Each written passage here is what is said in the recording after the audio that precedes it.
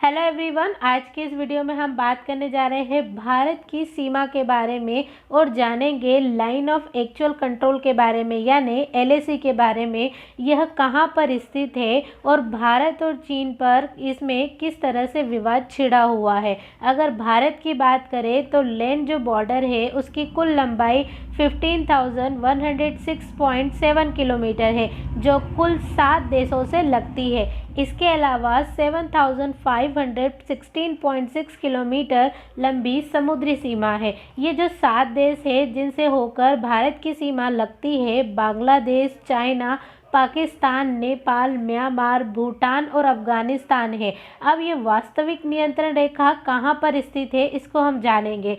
जो यह रेखा है वह एलओसी की ही तरह एक प्रकार की युद्ध विराम रेखा है, क्योंकि 1962 के भारत चीन युद्ध के बाद दोनों देशों की जो सेनाएं थी वो जहां पर तैनात थी उसे ही वास्तविक नियंत्रण रेखा यानी लाइन ऑफ एक्चुअल कंट्रोल या एलएसी कहते हैं, मान लिया गया था। यह जो सीमा रेखा थी वह जम्मू कश्मीर में भारत के जो अधिकृत क्षेत्र थे और चीन के अधिकृत क्षेत्र यानी अक्साई चीन को अलग करती है। 3,488 किलोमीटर इस लंबी रेखा के दोनों तरफ भारत और चीन के नियंत्रण वाले इलाके हैं। भारत एलएसी को इतनी लंबाई की ही मानता रहा है, लेकिन चीन केवल 2000 किलोमीटर की ऐसी किसी रेखा को तवज्जो देता रहा है। 1962 के युद्ध के बाद की स्थिति को एलएसी के रूप में समझा जाता है, जो 3 हिस्सों में बटी है। अरुणाचल और सिक्किम वाला जो पूर्वी हिस्सा है, उत्तराखंड और हिमाचल वाला मध्य भाग और लद्दाख वाला पश्चिमी भाग।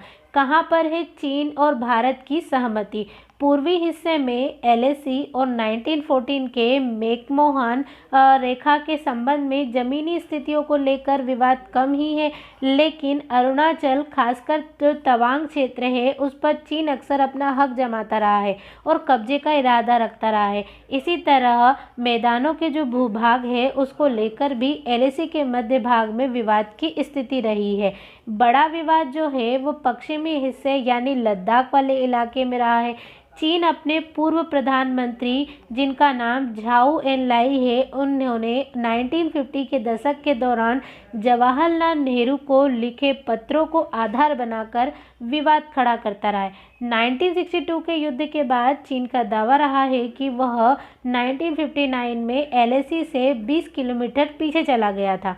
2017 में डोकलाम विवाद के समय भी चीन ने भारत के सामने यही दलील रखते हुए 1959 की एलएसी स्थिति बहाल करे जाने के जोर दिया था। भारत में एलएसी की कब मंजूरी मिली थी, अगर इसकी बात करें तो 1991 में जब चीनी प्रधानमंत्री जो थे ली पेंग भारत दौरे पर आए थे, तब उन्होंने पूर्व प्रधानमंत्री पीवी नरसिम्हा राव के साथ एलएसी को लेकर भी बातचीत की थी।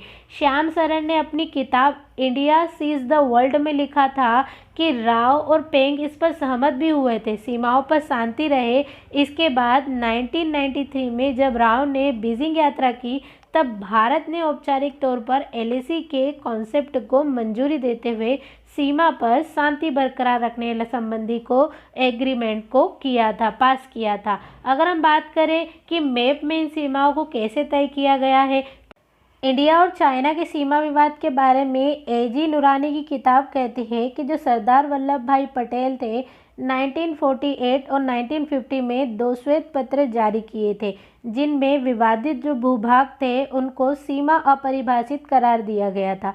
लेकिन 1954 में नेहरू ने आदेश जारी करते हुए सीमाओं को मैप में बगैर किसी टिप्पणी के प्रकाशित करने को कहा और इसी सर्वव्यापी कर देने की बात भी कही थी। तब से अब तक वही मैप प्रचलित तौर पर इस्तेमाल होते रहे हैं और माना जाता रहा है कि यही जो मैप है वो 1962 के युद्ध की एक वजह भी रहे।